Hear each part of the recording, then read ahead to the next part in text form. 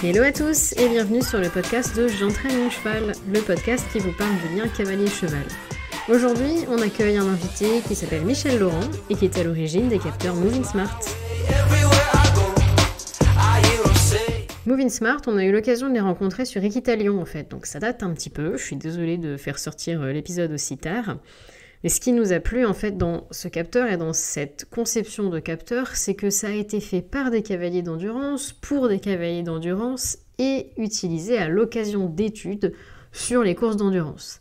Ce qui nous a plu parce que, on va pas se mentir, les autres capteurs de locomotion sur l'équitation n'ont pas été à la base forcément pensés pour l'équitation d'extérieur, mais plus pour des disciplines classiques.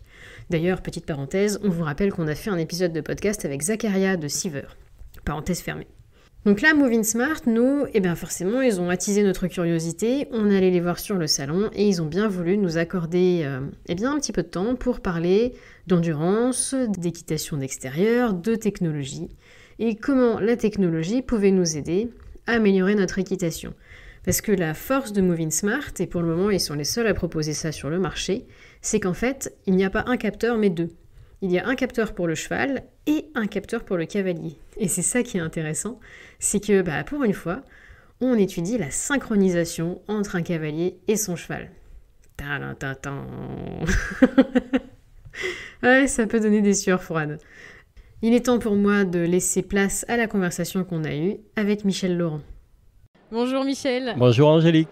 Merci de m'accorder du temps sur Equitalion. Je sais que c'est pas évident les salons et je vous remercie vraiment de me consacrer 1 heure en plus sur ce salon. Ça va ? Ça a été un bon salon jusqu'à présent ? Oui, c'est très, très vivifiant, très tonique et venir au contact d'un public souvent jeune et motivé, c'est extrêmement intéressant. Du coup, Michel, vous êtes le président-directeur général de Moving Smart. Là, vous êtes sur le pôle Hippolia pour parler de Moving Smart. Avant de parler de Moving Smart et des études que vous faites, on va parler de vous. Alors, je fais un mini curriculum vitae. Vous avez été président à l'université d'Aix-Marseille 2, puis PDG d'un institut de recherche pour le développement. Et finalement, là, vous êtes à Moving Smart. A priori, vous n'êtes pas issu de l'équitation, mais vous êtes là quand même. Racontez-nous un peu. Oui, c'est une aventure de vie. En fait, rien ne me prédestinait à être effectivement un jour responsable d'une start-up dans le domaine de l'IoT, des objets connectés. Par contre, c'est le fruit de 2 paramètres. D'une part, une passion pour la recherche et l'innovation.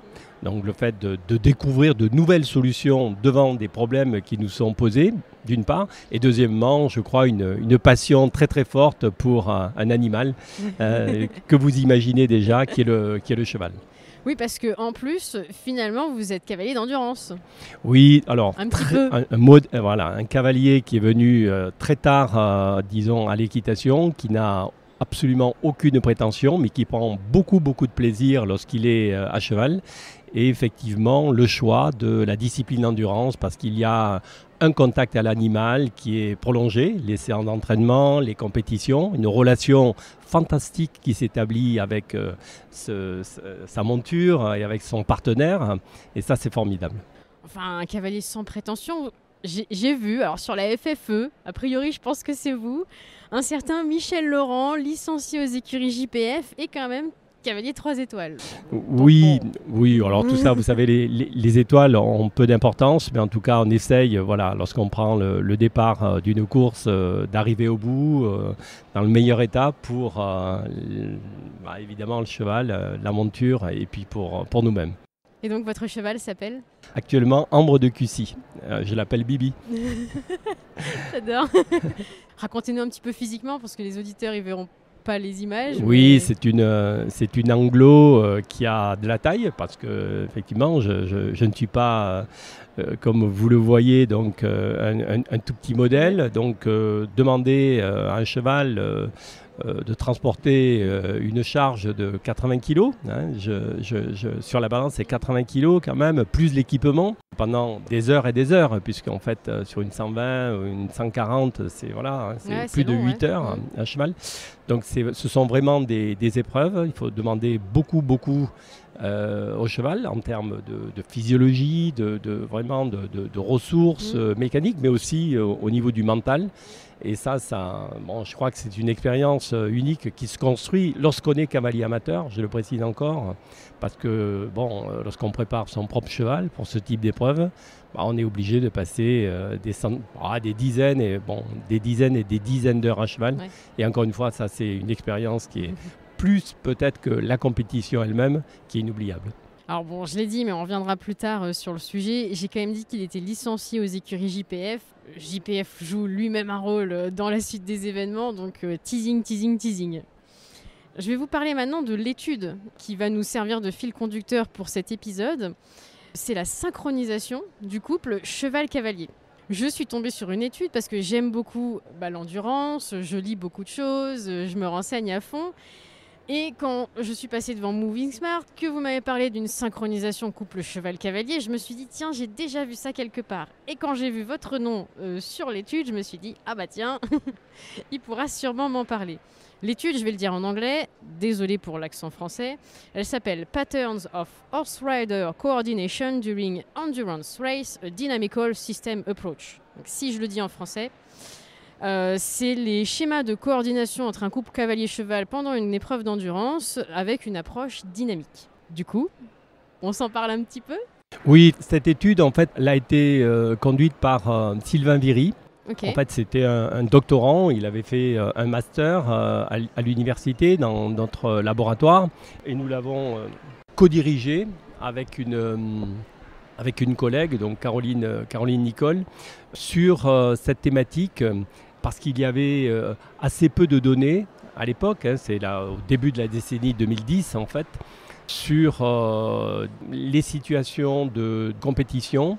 Cette étude, nous l'avons déclenchée après discussion avec Jean-Philippe précisément, parce que l'évolution au cours des 25 dernières années des capteurs embarqués qu'on pouvait mettre sur un cheval et un cavalier, toute cette technologie progressait au début de la décennie 2000 et donc on a pu effectivement analyser le comportement du couple cavalier-cheval, son interaction précisément dans des courses d'endurance.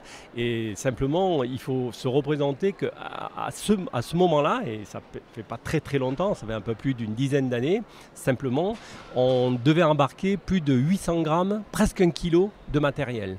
Oui, entre les fils, la batterie... les batteries, ouais. Etc. Donc aujourd'hui, notre dispositif, quand on parle de capteur embarqué, avec la batterie, ça pèse 21 grammes.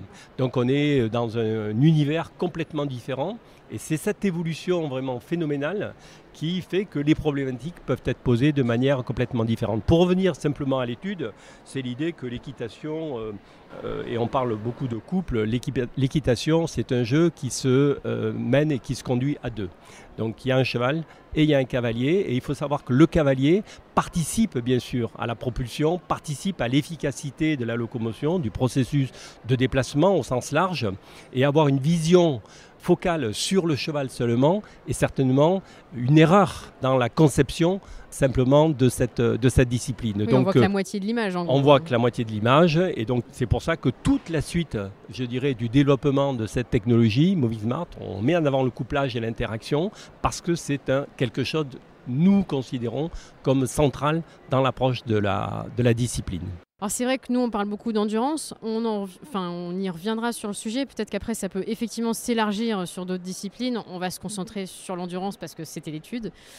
C'est vrai qu'en plus sur 120 km, il y a moyen que le cavalier il interagisse avec son cheval pour le meilleur et pour le pire en plus. Au bout de 120 km, si on n'est pas bien équilibré ou si on n'est pas synchro, c'est sûr qu'on risque peut-être une élimination, une boiterie, qu'on gêne, etc. Et c'est super de se dire, tiens, je vais étudier ça pendant une course. Du coup, 21 grammes, je comprends que ça peut être sur une course parce que ça ne gêne pas tant que ça le cavalier. D'ailleurs, l'étude, en fait, elle ne parle pas de Moving Smart, mais elle parle de deux systèmes, Locometrix et Equimetrix. Est-ce que c'était les précurseurs de Moving Smart ? Tout à fait. Alors, pas de notre fait. Simplement, lorsque nous avons voulu conduire cette étude, nous avons tout simplement regardé les dispositifs qui étaient sur le marché ou à l'état de prototype ou tout simplement que nous pouvions acheter pour pouvoir conduire cette étude. Et bien entendu, les évolutions, et je ne parle pas que du prix ou du poids, je parle aussi de l'évolution réellement du traitement de l'information. Il faut comprendre qu'à ce moment-là, on recueillait les données qui étaient stockées sur le système et ensuite, à la fin de l'épreuve, on pouvait commencer à les analyser et cela pouvait prendre un petit peu de temps. C'est l'objet de la thèse de Sylvain. Oui, c'est vrai d'ailleurs, je n'ai peut-être pas précisé la date, c'était en 2013 cette étude, donc c'est vrai que ça remonte un petit peu et que les choses ont évolué depuis. Et elles évoluent très vite, oui. J'imagine. Eh bien, comment on mesure la synchro entre un cavalier et son cheval? Alors, j'ai parlé de locomotrique, j'ai parlé d'équimétrique. Ça veut donc dire qu'il y a 2 capteurs. Chacun porte un capteur. Dans le couplage en fait, de ces 2 systèmes, pour l'étude de la complexité et de l'interaction, nous sommes partis au plan scientifique sur une approche que nous appelons l'approche des systèmes complexes, l'approche des systèmes dynamiques, pour essayer de réduire les degrés de liberté, pour pouvoir donner une image de cette coordination, de ce système extrêmement complexe qui va se coordonner en permanence, suivant des allures, des vitesses différentes, avec des effets de fatigue. Et notre problématique, notre question, c'était est-ce qu'on peut avoir une forme de signature? Est-ce qu'elle est individuelle? Est-ce qu'elle est propre aux experts, aux confirmés? Est-ce qu'il y a des différences avec les débutants? Est-ce que cette forme de coordination est une signature de l'activité d'un couple, c'est-à-dire d'un cavalier et d'un cheval, ou est-ce qu'il y a des choses beaucoup plus générales? Alors bien entendu, vous savez, les chercheurs trouvent toujours quelque chose qui pose une question. Il y a d'une part quelque chose qui relève effectivement de la signature, c'est-à-dire que lorsque vous avez un cavalier et un cheval, et vous changez le cavalier, vous avez 2 signatures dynamiques différentes. Mais ça s'explique, c'est assez logique. Si vous avez un cavalier qui pèse ou une cavalière qui pèse 53 kg et puis un cavalier qui en pèse 75, vous avez évidemment des signatures différentes. Le couplage dynamique se fait de manière différente. Et c'est un peu ce qu'on peut aujourd'hui reconnaître lorsqu'on voit un cavalier. Si par exemple on ne voit pas, si on le voyait en contre-jour, etc., on voit c'est comme une forme dynamique en fait. Et cette morphologie dynamique que vous voyez sur une image, même si vous ne voyez pas les traits de la personne, on dit ah mais c'est un tel. Oui. On voit immédiatement, on reconnaît cette dynamique. Et l'œil peut reconnaître cette dynamique. Et pour nous, le challenge, le défi, c'était de dire est-ce qu'on peut le mettre en équation et est-ce qu'on peut l'exprimer dans des modèles physiques aujourd'hui assez aboutis. Oui, alors on peut reconnaître cette signature d'une part. Et ensuite, ce qui était intéressant dans l'étude, c'était de voir avec la durée de l'épreuve, est-ce qu'il y a une dégradation, bien sûr, de cette signature. Et on voit globalement, je vais faire très court là-dessus, c'est qu'après 100 km, il y a effectivement, de la part fatigue du cheval, mais aussi fatigue un petit peu du cavalier. Il peut y avoir effectivement des modifications de cette signature, donc de cette interaction. Et on a commencé à gratter, comme on dit chez les chercheurs, cette question pour aller sur des différences entre les débutants, des sujets confirmés, des sujets experts, pour essayer de comprendre en fait ce qui était probablement un des facteurs importants dans cette discipline et en situation de compétition. Alors je vais traduire un petit peu, vous parlez de signature. En gros, c'est un graphique, enfin, si je le dis avec des mots complètement... Oui, complètement, c'est une forme graphique, puisqu'on fait les relations de phase entre l'action du cheval et l'action du cavalier, ce qui nous a mené actuellement dans notre dispositif actuel à aller chercher des événements de synchronisation extrêmement simples, parce que là on n'est plus dans la recherche, on est dans le traitement temps réel des données.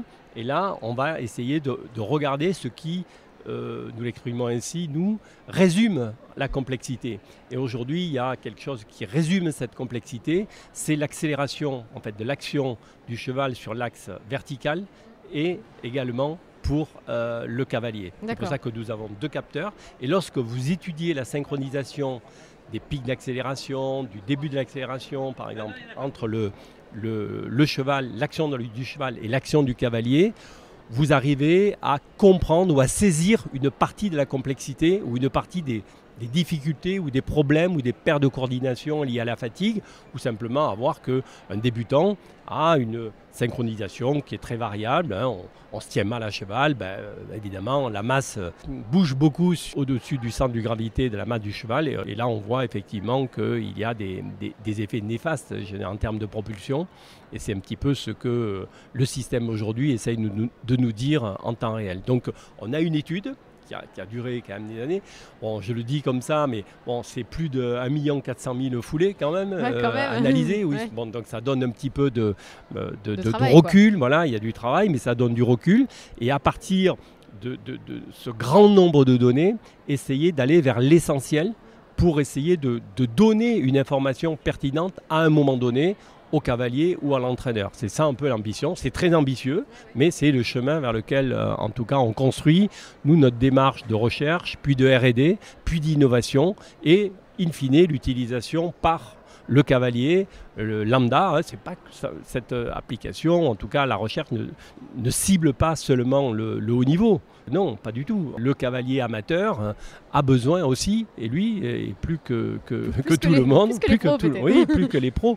Bien sûr, les pros n'en ont pas nécessairement besoin, mais... disons que pour les pros, ce sera dans la performance, ils vont aller affiner là où l'amateur devra apprendre en fait. Voilà, absolument. Et bon, après, cavalier professionnel n'a pas toujours besoin de ce retour d'information pour gagner une course, mais il peut construire un entraînement, je dirais, plus rationnel s'il a des informations pertinentes lorsque des problèmes particuliers se posent. Oui, bien sûr. Une course en particulier, est-ce que l'étude s'est toujours faite sur le même type de course ou est-ce que vous avez varié les courses? Non, on avait choisi, en tout cas pour l'étude, à l'époque, des courses qu'on appelle 2 étoiles, donc 120 km, c'est classique, puisqu'après on peut aller à 160, mais bon, 120 km était déjà suffisant, ouais, c'est bien, parce que bon, là, c'est ce qui est le plus pratiqué, disons, où on a le plus d'effectifs. Et là, en tout cas, on a eu pas mal de données sur ces courses 2 étoiles. Différentes courses, sur tout à fait, sur le calendrier pendant 2 ans, voilà, donc on a analysé des données. D'accord, ok. Et on remercie tous les cavaliers, bien sûr, qui ont joué le jeu. Ça marche. Est-ce que vous avez d'autres études de ce genre dans les tuyaux, soit en cours, soit prévues dans les mois ou les années à venir? Vous savez, quand on est issu de cette filière de la recherche, on a toujours des choses, des recherches en cours. Bien sûr, nous, aujourd'hui, on travaillait pas mal avec des gens à l'IFCE, dans le domaine du concours complet, dans le domaine du saut d'obstacle, en endurance également, pour essayer aujourd'hui de voir comment la technologie que nous avons développée peut servir, d'une part, ces études et les chercheurs, mais également comment, en tout cas, les systèmes embarqués que nous proposons et ces technologies peuvent aider le cavalier ou l'entraîneur à comprendre pour apporter des solutions à des questions qui sont des questions complexes, qui sont celles de la haute performance. Comment optimiser la performance, tout simplement en essayant de concilier l'efficience, la performance, les résultats et surtout la santé et la sécurité du cheval.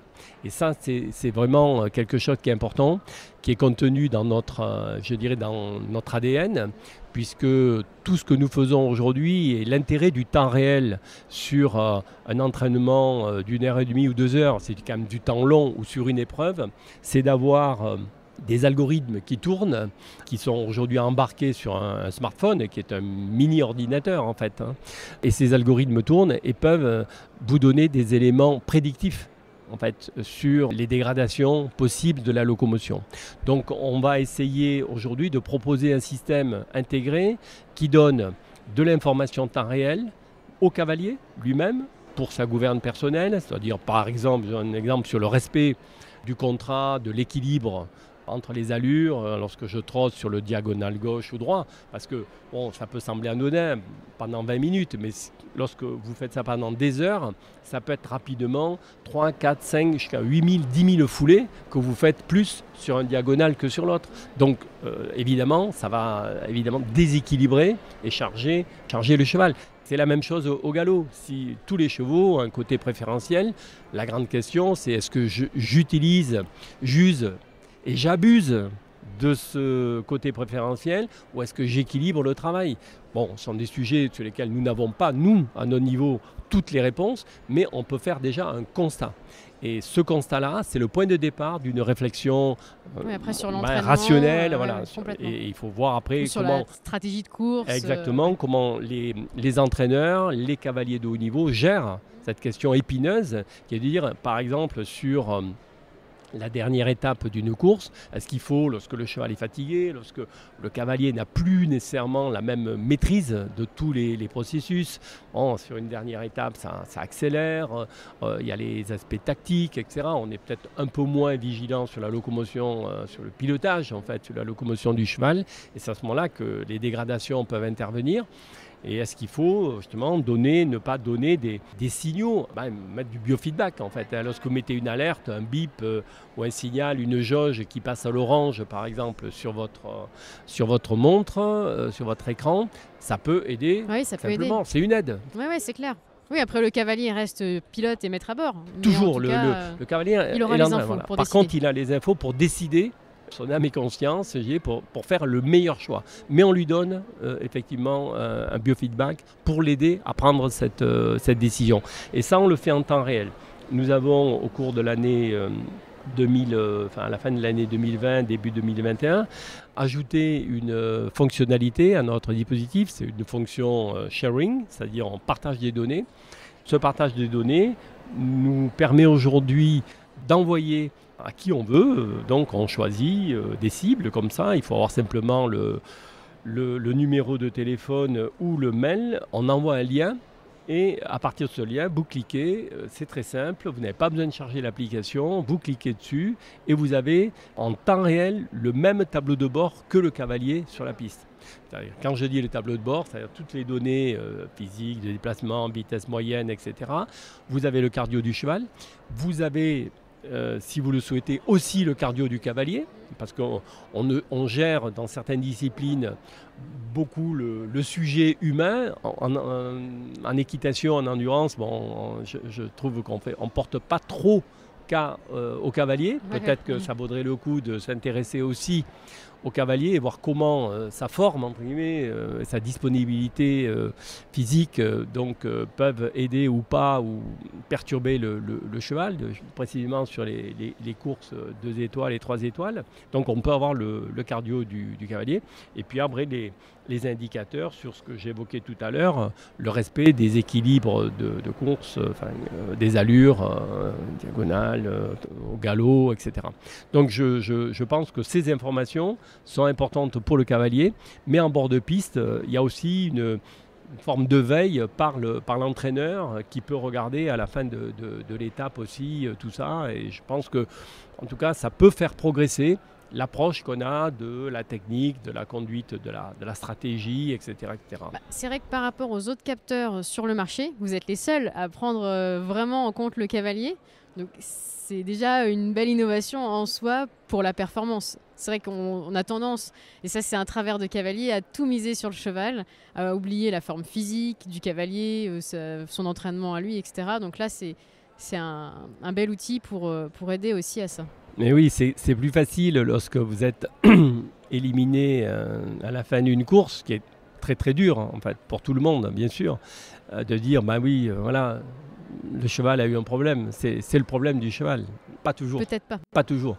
Et ça, c'est cette prise de conscience en fait est pas simple à faire. Et je pense qu'il y a un constat à faire sur. On sait qu'il y a des cavaliers qui sont très forts, il y a des cavaliers qui le sont moins. C'est pas un drame, on peut progresser. Mais pour progresser, il faut déjà prendre conscience des défauts qu'on peut présenter. On peut aussi présenter des défauts sur certains chevaux. On évoquait Jean-Philippe tout à l'heure. Je pense que Jean-Philippe est reconnu dans le milieu. Je ne parle pas de son palmarès, mais comme étant un cavalier qui a une disponibilité motrice et qui a une technique où on dit, en fait, Jean-Philippe peut monter tous les chevaux. Oui, c'est pas le cavalier d'un seul cheval. Voilà, c'est pas le cavalier d'un seul cheval. Et ça, c'est quelque chose d'extrêmement important. Ça ne s'improvise pas. C'est tout un apprentissage. Et donc, je pense que le cavalier expert, c'est celui-ci. C'est celui qui arrive à tirer le meilleur de ses montures et quel que soit le type ou le style de cheval qu'il va monter.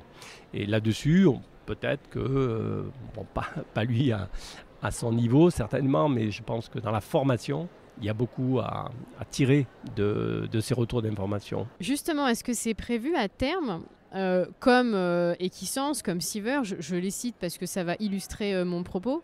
Est-ce que vous avez prévu, vous, des exercices, des programmes pour aider le cavalier à corriger s'il remarque justement qu'il a un défaut de synchro? Est-ce que vous contentez, entre guillemets, de mettre une alerte et c'est à lui, après, d'aller chercher auprès de son entraîneur ou de son moniteur des idées? Ou est-ce que vous allez aussi avoir une petite partie accompagnement, ne serait-ce que sous forme d'articles ou de blogs, en tout cas pour donner des idées d'amélioration? Oui, le premier, c'est une question très importante sur la formation. Le premier niveau, pour nous, on s'est concentré sur le constat. C'est-à-dire que le cavalier, déjà, à son niveau, prenne conscience de la réalité des choses et pas qu'il soit simplement sur le ressenti, le feeling, je me sens bien, je me sens pas bien, etc. Il faut objectiver des paramètres physiques et ça, tout le monde, je crois, peut s'accorder là-dessus.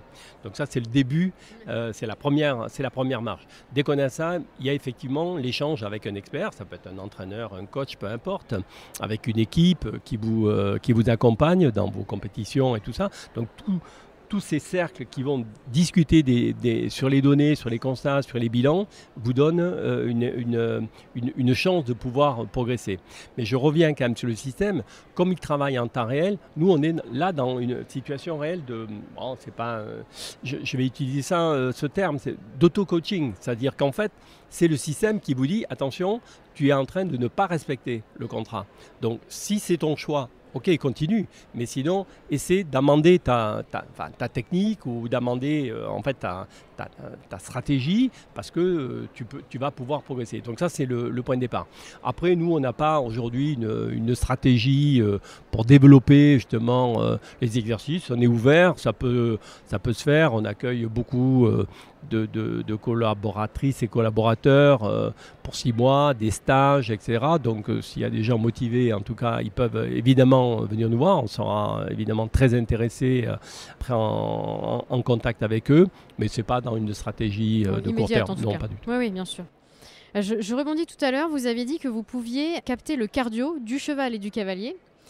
Or, le capteur, a priori, il est sur la tête du cheval ou la tête du cavalier. Alors, parlez-moi du cardio, du coup. Est-ce qu'on peut synchroniser des ceintures Polar ou des ceintures de cardio à votre Moving Smart? Oui, bien sûr. L'application qui est développée à la fois sur iOS, donc pour Apple et Android, donc pour tous les autres téléphones, smartphones, est ouverte. C'est-à-dire que nous l'avons conçue pour pouvoir réceptionner des signaux, une technologie Bluetooth tout simplement, c'est très simple. Et donc nous avons la possibilité de recueillir tous les signaux qui viendraient en fait d'un capteur tiers. C'est-à-dire, vous avez cité des marques, Polar, mais vous mettez un capteur Decathlon ou autre. Tous les signaux cardio qui vont venir de ce système complexe, que ce soit le cardio du cheval ou le cardio du cavalier, sont lus, mémorisés, analysés par l'application Moving Smart. Et c'est là où nous faisons effectivement, je dirais, un pas supplémentaire. Si vous analysez que le cardio et vous n'avez pas les données de la locomotion, il vous manque quelque chose. L'inverse, c'est la même chose. Si vous avez les données de la biomécanique et pas les données du cardio, il vous manque quelque chose. Donc on a les deux et en plus on a celui, disons, du couple, puisqu'on a le cardio du cheval et le cardio du cavalier, donc on peut entrer là dans des questionnements un peu plus fins. Oui, très fin, et notamment le fait que le cardio du cavalier peut augmenter dans des phases particulières et voir est-ce il éprouve de la difficulté, est-ce que c'est simplement un phénomène de fatigue, est-ce qu'un phénomène de stress. Absolument. Oui, peut-être qu'au départ il est déjà super stressé, il fait rien, mais... Oui, d'ailleurs, puisqu'on parle des émotions, lorsque vous avez cette chaîne, en gros, analyse des paramètres mécaniques, biomécaniques et physiologiques, et que vous commencez à les travailler de manière un petit peu fine, avec des algorithmes, vous pouvez commencer à entrer dans le domaine des émotions. Et ça, c'est je pense, une ouverture extraordinaire, un terrain de jeu extraordinaire. Parce que les émotions, c'est effectivement le plaisir qu'on peut avoir, mais c'est effectivement aussi lié à l'efficience motrice, tous les facteurs qui peuvent venir perturber les apprentissages ou la réalisation d'une bonne performance, simplement parce qu'on sait que lorsqu'il y a un phénomène de stress, évidemment, l'apprentissage et le contrôle se font de façon beaucoup plus difficile et perturbée. Question aussi, alors sur le suivi en temps réel, vous en avez parlé tout à l'heure, donc moi j'y vois un intérêt pour les réseaux sociaux, pour partager à mes auditeurs, j'y vois un intérêt pour mes assistants qui m'accompagnent. Est-ce que par exemple, pour des organisateurs de courses, ça peut les intéresser aussi, puisque certaines courses ont des transpondeurs, mais je crois que c'est vraiment plus pour le côté chronométrage, ça ne fait pas forcément suivi GPS. Est-ce que c'est aussi une idée, une envie que vous avez d'aller voir des organisateurs de courses et de leur dire on va mettre un Moving Smart sur chaque cavalier, comme ça va vous éviter les points de contrôle, on va essayer de voir les triches, etc. Est-ce que c'est une option de développement possible pour vous ? Alors Angélique, là vous parlez déjà de l'équitation de demain. Ouais. Donc c'est un grand plaisir pour moi de venir rebondir sur cette question. Parce que vous savez aujourd'hui dans les cavaliers, dans la société en général, vous avez deux mondes. Les gens qui pensent qu'il y a déjà trop de technologie, trop de capteurs. Il y a des gens qui sont plutôt fans bien sûr, mais il y en a qui acceptent cette technologie pour autant qu'elle soit raisonnablement développée, maîtrisée par les opérateurs et les acteurs, etc. etc. Donc moi je suis convaincu à titre personnel que le monde de demain va intégrer de plus en plus, et dans tous les objets du quotidien, mais les objets de loisirs, mais là on parle d'êtres vivants, les animaux, qu'ils soient de compagnie, qu'ils soient de loisirs, les humains, etc. Pour des raisons à la fois de santé, pour des raisons de sécurité, pour des raisons d'apprentissage, d'une meilleure veille, un meilleur contrôle, pour éviter des accidents, etc. On va utiliser de plus en plus ces capteurs. Donc dans le domaine de l'équitation, pour revenir aux organisations d'épreuves et aux organisateurs, je pense que ça peut réellement répondre aux besoins des organisateurs. Je pense que c'est une autre approche de la compétition, puisqu'on peut avoir lié par exemple au respect du règlement, lié au bien-être du cheval, je pense en particulier aux jeunes chevaux, on peut avoir effectivement des requis point de vue des organisateurs, mais qui peuvent être contrôlés en temps réel par des systèmes qui sont embarqués sur le couple cavalier-cheval. Et dès lors, ça donne à l'organisateur la possibilité d'intervenir en disant attention, là il y a quand même eu des dérives, vous n'avez pas respecté le contrat, etc. etc. Parce qu'aujourd'hui, les vétérinaires, par exemple, dans une épreuve, ne voient les chevaux qu'après une étape, c'est-à-dire au bout de 20, 25, 30 km, ou parfois un peu plus. Donc 30 km, c'est long pour, par exemple, un jeune cheval. Donc on peut avoir aussi à s'intéresser à toute cette dynamique. Vous savez que pour les jeunes chevaux, il y a des épreuves donc, à vitesse limitée. Donc on sait très bien que pour les vitesses limitées, vous pouvez très bien aller, si vous dites par exemple 15 km/h, vous pouvez galoper à 25 et puis ensuite être au pas, etc. Mais est-ce que c'est ça l'objectif ou est-ce que c'est d'avoir une vitesse régulière?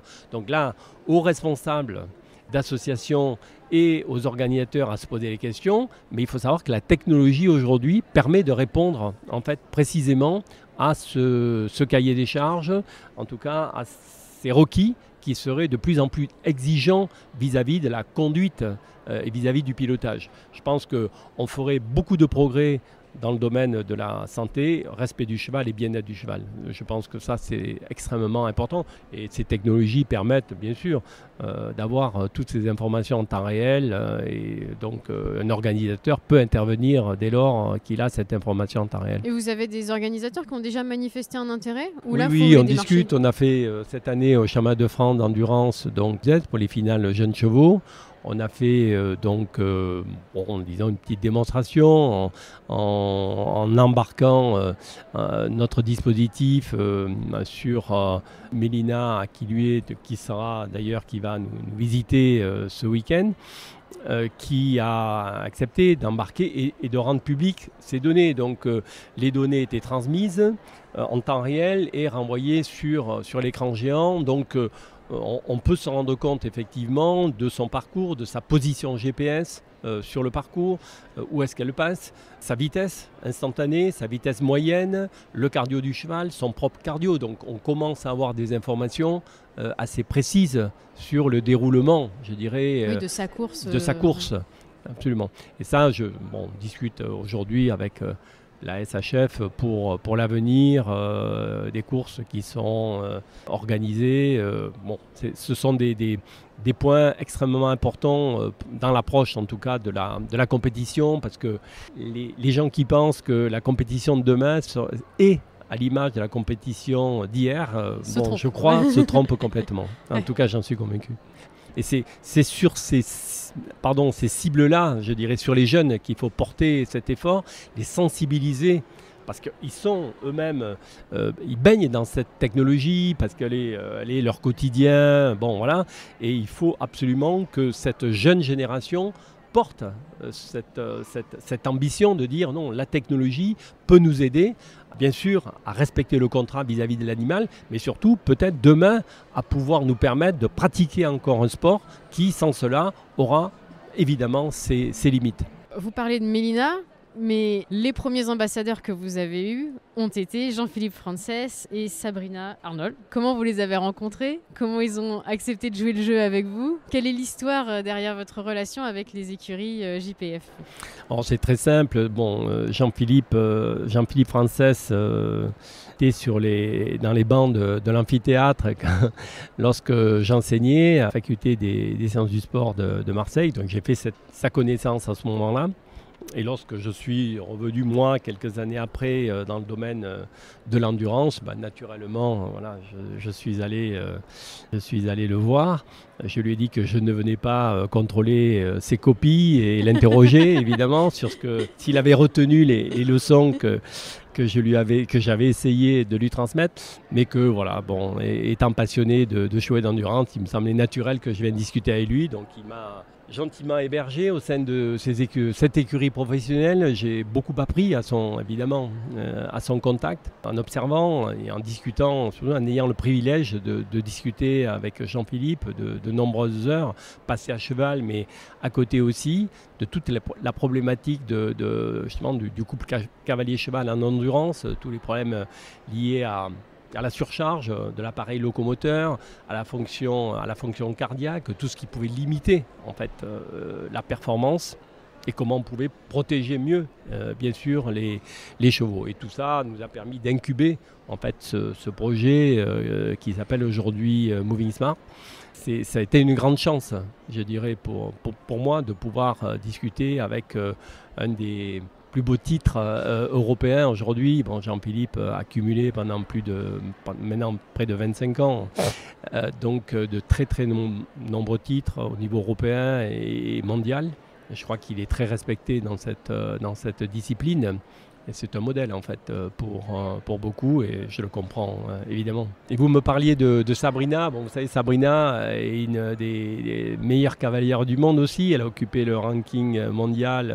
Elle a été première, puis deuxième. On occupe quand même des places dans ce ranking mondial.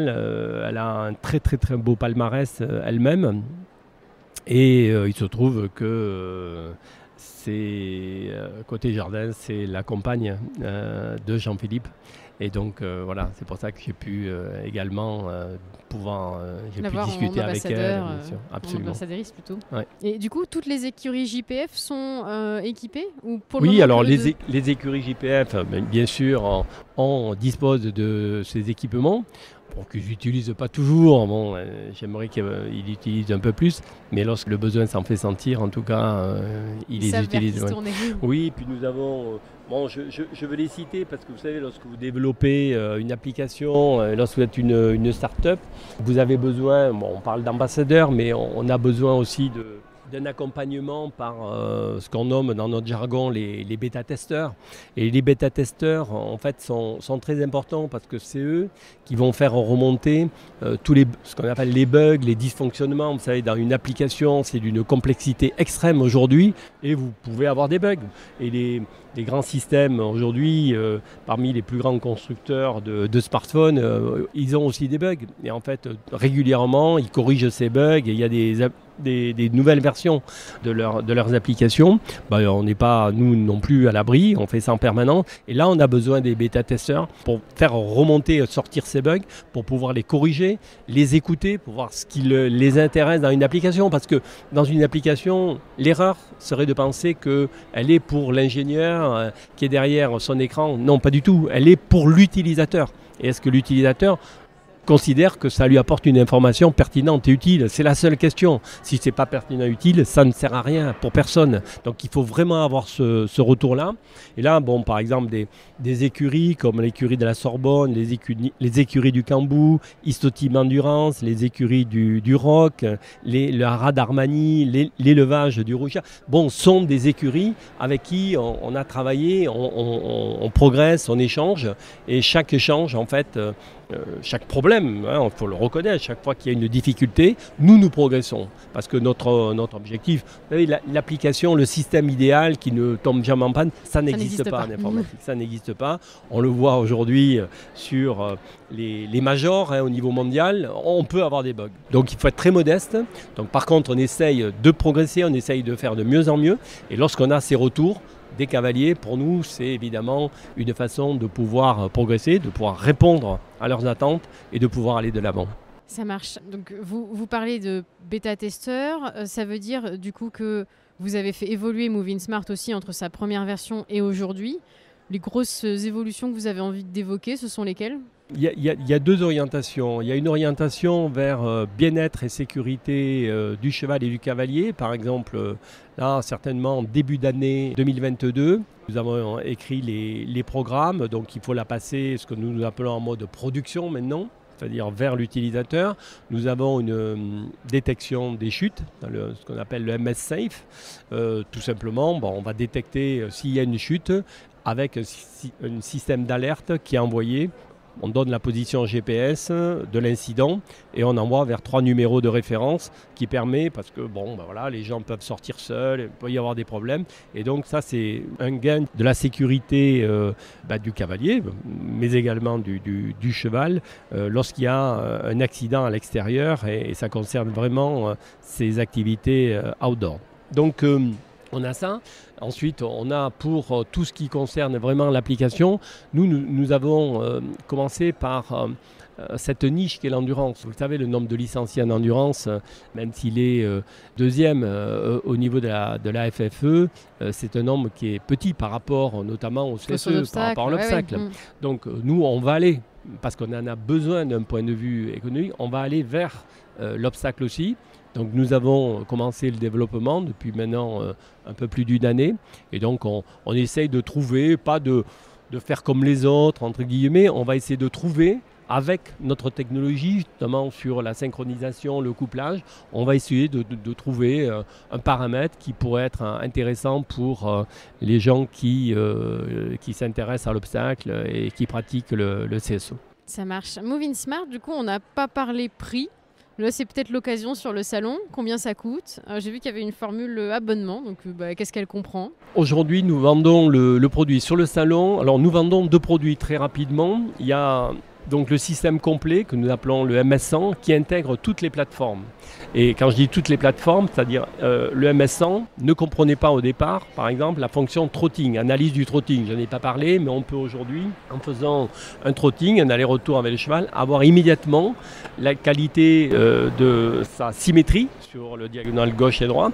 Et puis, ce qui est très intéressant aussi, la qualité du trotting en général, c'est-à-dire la fréquence de déplacement, la régularité de la fréquence de déplacement d'une part, mais aussi tout ce qui peut affecter la perturbation de la qualité de ce trotting avec des mouvements parasites de la tête et tout cela. Donc on a véritablement cette application MS-Gate qui est vendue actuellement sur le salon 75 €, donc qui comprend l'abonnement, qui comprend la clé confidentielle qui permet de stocker l'information.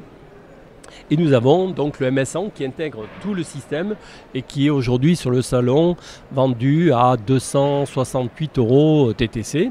Mais c'est une offre salon, on précise. Ouais, c'est une offre salon, voilà, absolument. Et aujourd'hui, j'espère, tous les jours, dans le contexte du village des startups Hippolia, nous offrons des bons d'achat, donc qui varient de 20 à 100 euros. Donc en tout cas, on peut l'avoir à un meilleur prix encore que ce prix-là. Et le prix, on va dire, usuel? Alors, c'est 200, autour de un peu moins de 300 euros, c'est-à-dire 290, 290 euros. Et il comprend pendant 2 ans, il n'y a pas d'abonnement. Donc 2 ans, toutes les évolutions de toutes les versions du soft sont prévues. On peut upgrader, disons, le système sans problème. Et nous prévoyons, après 2 ans d'achat, une formule abonnement qui serait en fonction du nombre de chevaux gérés, si c'est un amateur ou un professionnel, plus de 10 chevaux par exemple, etc. On pourrait avoir un contrat qui est à moins de 5 euros, une formule abonnement à moins de 5 euros par mois. D'accord, ok. Bah, c'est très clair, je rebondis. Quantad, donc mon cheval, a testé le Amazegate sur une course. Alors je sais plus c'est laquelle, je crois que c'est Villelaure, où il l'avait eu sur la tête pour justement le trotting. Voilà, ça fait écho, j'y pense, je le dis.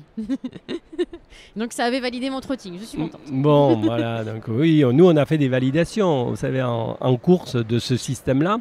Ce système est utilisé par des étudiants dans les écoles véto pour soutenir, y compris pour soutenir leur thèse. Donc il y a eu là-dessus des thèses qui ont validé effectivement cette technologie pour détecter la qualité du trotting. Donc nous on est très, très fiers de ces collaborations. Alors c'est une question que je ne mets pas à l'avance, comme ça j'ai le côté spontané. Rassurez-vous, ça va bien se passer. Si je vous dis lien cavalier-cheval, quel est le premier mot qui vous vient à l'esprit, spontanément? Le plaisir. Parce que je pense que lorsqu'on fait de l'équitation, on peut avoir tous les objectifs qu'on veut en matière d'efficience, de performance. S'il n'y a pas un plaisir immédiat lorsque l'on est à cheval, je pense qu'on perd une dimension fondamentale de cette fabuleuse discipline. Merci, c'est la question finale en fait que je pose à tous mes invités pour avoir justement comme ça spontanément leur ressenti. Et oui, c'est le plaisir partagé. Il faut qu'il soit partagé entre l'animal et l'homme. Et je pense que c'est ça l'aventure. En tout cas, merci beaucoup Michel pour le temps. Je vous souhaite un excellent salon et puis à bientôt pour les nouvelles aventures. Merci à vous, C'était un plaisir. Et bien voilà, j'espère que l'épisode vous a plu, que vous avez pu découvrir Moving Smart et peut-être un petit peu plus de technologie liée à l'équitation. Nous, on vous donne rendez-vous, j'ai envie de vous dire dans 2 ou 3 semaines pour le prochain épisode, mais serais-je capable de tenir ce rythme? Je ne sais pas, j'essaye, promis. À bientôt, bonne semaine.